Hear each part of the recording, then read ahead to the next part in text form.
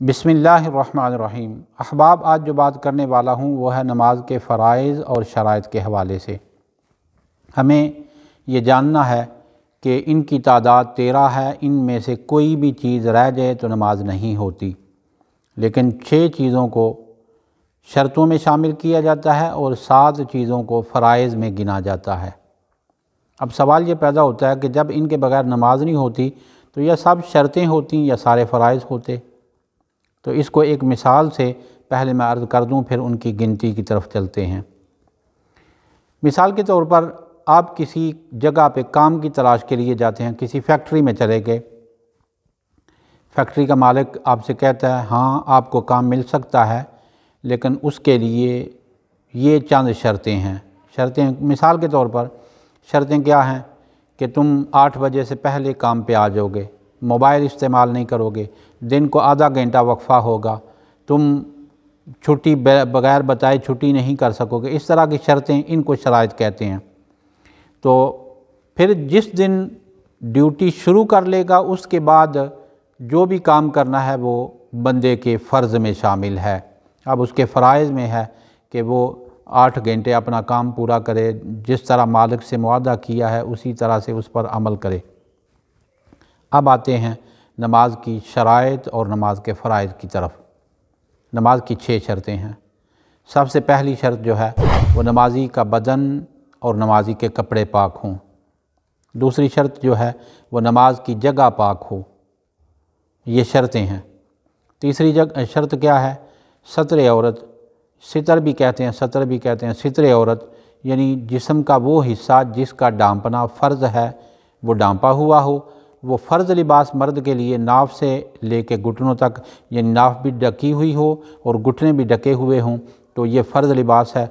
बाकी जितना लिबास हमने पहना, सर पे टोपी पहनी, पूरा शलवार और कमीज़ पहनी या ऊपर जुब्बा पहन लिया, ये सारा सुन्नत लिबास है।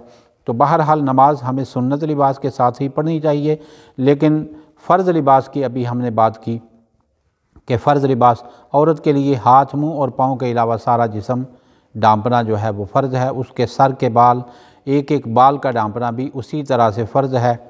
और इतना बारीक कपड़ा भी वो इस्तेमाल नहीं कर सकती जिससे बालों की स्याही या सफ़ेदी नज़र आ रही हो। तो उसके बाद चौथी शर्त है इस्तक़बाल क़िबला, यानी मुँह और सीना क़िबला, नमाज़ पढ़ते हुए मुँह और सीना क़िबला की तरफ रखना। 5वीं शर्त है नमाज का वक्त पर अदा करना।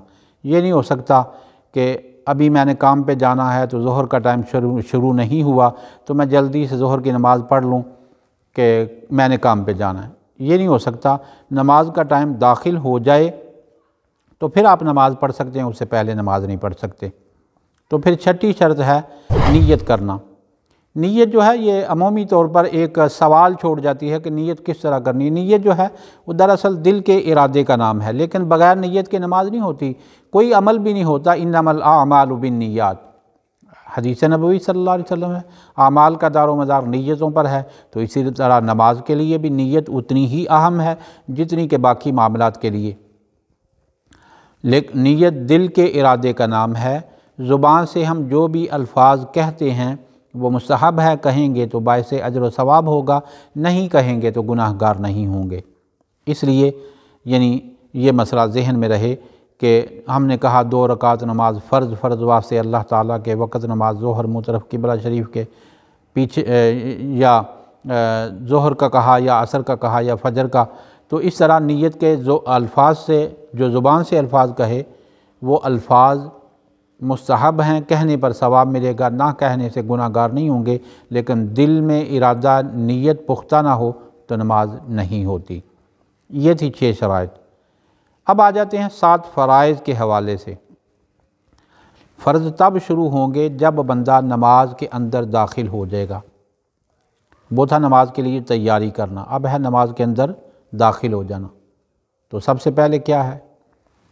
पहला फ़र्ज़ जिसको लिखा गया वो है तकबीर तहरीमा, जो हमारी फ़िक़ह की किताबों में, बहार शरीयत, फ़तावा रिज़विया, दीगर फ़िक़ह की किताबों में लिखा हुआ है कि तकबीर तहरीमा, पहला फ़र्ज़ तकबीर तहरीमा।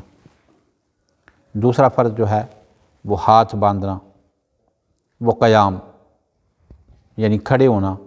لیکن ایک مسئلہ ذہن نشین رہے، فرض نمازوں میں قیام فرض ہے، وطروں میں واجب ہے، سنت موقظہ میں قیام بھی سنت موقظہ ہے، سنت غیر موقظہ میں قیام بھی سنت غیر موقظہ ہے، نفلی نمازوں میں قیام بھی نفلی ہے۔ اس لیے آپ نے دیکھا ہوگا کہ بہت سے لوگ نوافل بیٹھ کر بھی پڑھ لیتے ہیں۔ بیٹھ کر پڑھنا جائز ہے، اگرچہ اجر و ثواب کم ہو جاتا ہے، لیکن بہرحال اس کی اجازت ہے۔ لیکن افضل یہی ہے کہ نوافل بھی کھڑے ہو کر پڑھے جائیں۔ نبی کریم صلی اللہ علیہ وسلم سے کوئی ایک آدھ روایت وہ بھی ضعیف درجے کی ہے جو ملتی ہے کہ نبی کریم صلی اللہ علیہ وسلم نے عشاء کے بعد کے نوافل وطروں کے بعد 2 رکعتیں بیٹھ کر بھی ادا کی ہیں۔ تو ادا تو کیے جا سکتے ہیں، لیکن بہرحال افضل یہی ہے کہ نوافل بھی کھڑے ہو کر پڑھے جائیں۔ تیسرا فرض ہے قرات۔ مطلقاً ایک آیت کریمہ کی تلاوت نماز کے اندر کرنا فرض ہے، ایک بڑی آیت ہو یا 3 چھوٹی آیتیں ہوں۔ فرض نمازوں کی پہلی 2 رکعتوں میں، سنت نوافل یا وطر وغیرہ ان کی ہر رکعت میں قرآن کریم کی تلاوت جو ہے وہ درجہ فرض پر ہے۔ لیکن جب آپ امام کے پیچھے نماز پڑھ رہے ہیں تو پھر آپ کو یہ ذہن میں رکھنا ہے کہ آپ نے قرآن کریم کی تلاوت نہیں کرنی، آپ نے امام کے پیچھے خاموشی سے کھڑے ہونا ہے۔ اگر امام بلند آواز سے پڑھ رہا ہے تب بھی امام آہستہ تلاوت کر رہا ہو، پھر بھی آپ نے امام کے پیچھے قرات نہیں کرنی۔ چوتھا فرض ہے رکوع۔ ابھی میں صرف فرضوں کی بات کر رہا ہوں، اس کے بارے میں باقی واجبات کی انشاءاللہ اگلی گفتگو میں ہم اس کو لے کے آئیں گے کہ واجبات میں کیا کیا چیزیں ہیں۔ 5واں ہے سجدہ۔ سجدہ پہلا ہو یا دوسرا ہو، دونوں سجدے ہی نماز کے اندر درجہ فرض پر ہیں۔ یہ نہیں ہو سکتا کہ پہلا فرض ہو دوسرا فرض نہ ہو، بلکہ دونوں سجدے ہی نماز کے اندر فرض ہیں۔ تو پھر آخری اتحیات ہے، یعنی چھٹا نماز کا فرض جو ہے وہ آخری اتحیات، پہلی اتحیات نہیں۔ پہلی اتحیات واجب ہے لیکن دوسری اتحیات فرض ہے۔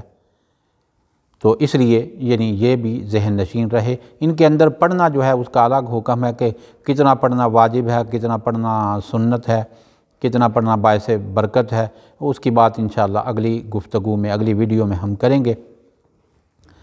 تو 7واں فرض کیا ہے؟ سلام پھیرنا۔ تو اس طرح یعنی نماز کی 6 شرطیں، 7 فرائض، ان کا جاننا اتنا ہی ضروری ہے کہ جتنا نماز پڑھنا ضروری ہے۔ اس لیے کہ بعض لوگوں کے ذہنوں میں یہ خیال آتا ہے کہ جی اگر غلطی ہو جائے گی تو سجدہ سہو کریں گے تو نماز مکمل ہو جائے گی، لیکن احباب یہ بات ذہن نشین رہے، دوستوں کے ذہن میں رہنی چاہیے کہ غلطی پر سجدہ سہو ہوتا ہے، لیکن فرض چھوٹ جانے پر سجدہ سہو نہیں ہوتا۔ یہ شرط رہ جائے تو سجدہ سہو نہیں ہو سکتا۔ اللہ تعالیٰ کی بارگاہ میں دعا ہے اللہ تعالیٰ مجھے اور آپ کو عمل کی توفیق عطا فرمائے۔ بہت شکریہ۔